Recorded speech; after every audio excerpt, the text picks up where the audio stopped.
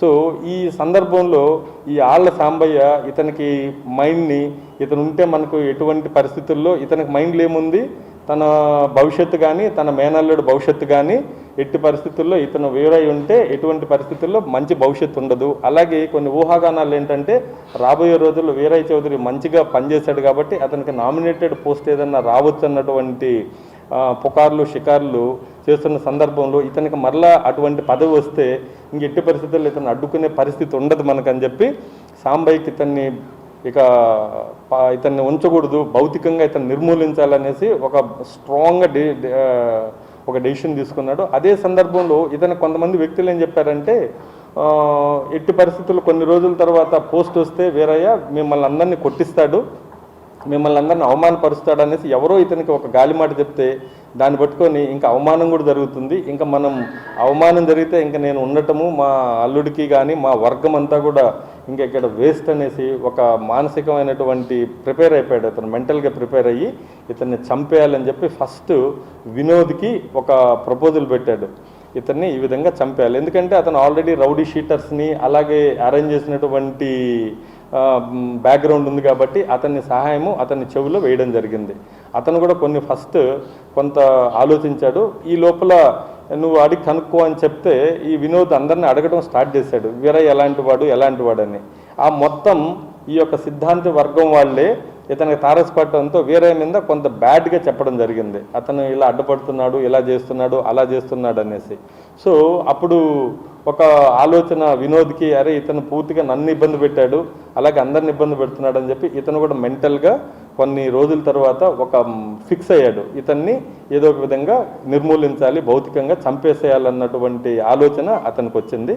అలాగే ఇతను నెల్లూరులో ఉన్నటువంటి తెలిసినటువంటి ఫ్రెండ్స్ని పిలిపించాడు, ఒకరిద్దరిని పిలిపించారు. దీంట్లో ముఖ్యంగా ఇతను 4 వ్యక్తులు ఈ మర్డర్లో పార్టిసిపేట్ చేశారు. ఒక అతను వంశీ, అలాగే బన్నీ తేజ, ఇంకొక అతను వచ్చి వెంకట్ గౌతమ్, 4వ అతను వచ్చి నాగరాజ్ అన్న వ్యక్తి. ఈ 4 వ్యక్తులు ఈ మర్డర్లో పార్టిసిపేట్ చేశారు ఫిజికల్గా. రిమైనింగ్ వీళ్ళందరూ కూడా బ్యాక్గ్రౌండ్లో సపోర్ట్ చేశారు, తోటా శ్రీనివాసరావు ఇలాంటి వాళ్ళందరూ కూడా, షమీర్ అంతా.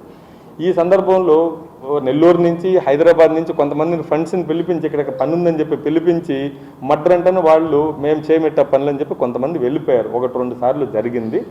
అలాగే ఈ సందర్భంలో నెల్లూరులో ఇతనికి ఒక నాని అని ఒక ఫ్రెండ్ ఉన్నాడు, అతనికి ఫోన్ చేసి నాకు ఇక్కడ ఒక పని ఉంది, ఒక వ్యక్తిని పంపించు అని చెప్తే ఆ వ్యక్తి ఇంకొక వంశీ అన్నకి చెప్పి వంశీ తన ఫ్రెండ్ బన్నీ తేజని ఇక్కడ పంపడం జరిగింది. అదే రోజు వేరే టీం కూడా ఇక్కడికి వచ్చింది హైదరాబాద్ నుంచి. వీళ్ళకి మర్డర్ చేయాలి ఒక వ్యక్తిని అంటే ఇమ్మీడియట్లీ వాళ్ళు ఇది భయపడి వాళ్ళు వెళ్ళిపోయారు, ఎక్కడ వాళ్ళు అక్కడ వెళ్ళిపోయారు. మరలా సాంబయ్య దగ్గర నుంచి ప్రెషర్ పెరగడం స్టార్ట్ అయింది. అప్పటి వరకు కూడా ఈ సందర్భంలో సురేష్కి కానీ అప్పటి వరకు సురేష్ కూడా ఈ విషయం తెలియదు. ఇక సాంబయ్య మేమంతా ఉన్నామని చెప్పి సురేష్కి కూడా లేనిపోయిన మాటలు చెప్పి ఇక భవిష్యత్తు నీకు ఉండదని చెప్పి అతనికి కూడా ఈ యొక్క కుట్రని అతన్ని చెవిలో కూడా వేయడం జరిగింది. అతను కూడా ఎక్కడ సీన్లో లేకుండా వీళ్ళు ప్లాన్ చేసుకున్న రోజు నుంచి అందరూ వాట్సాప్ కాల్సే మాట్లాడుకోవడం స్టార్ట్ చేశారు. రెగ్యులర్ కాల్స్ అన్నీ ఆపేశారు. వీళ్ళు మాట్లాడుకునే దానికి ఓన్లీ వాట్సాప్ కాల్ ద్వారా అలాగే మెసేజ్ల ద్వారా చేసుకుంటూ సురేష్ను కూడా ఈ కుట్రలోకి సాంబయ్య తీసుకొని రావడం జరిగింది. సో అప్పటికి 20 lakhs రూపీస్ ఇచ్చారు. ఈ మర్డర్ చేస్తే ఈ 20 lakhs కాకుండా నీకు పెద్ద అమౌంట్ ఇస్తామని చెప్పారు. అలాగే వినోద్కి నీకు ఎటువంటి కేసులు ఉండవు, నీకు ఇమ్మీడియట్లీ మేము సరెండర్ చేసేస్తాను నేను మా వాళ్ళతో మాట్లాడి అని సాంబయ్య ఒక ఫాల్స్ ప్రామిస్ చేశాడు. నీకు భవిష్యత్తు మీద ఎటువంటి భయం ఉండదు, నేను అందరితో మాట్లాడేశాను.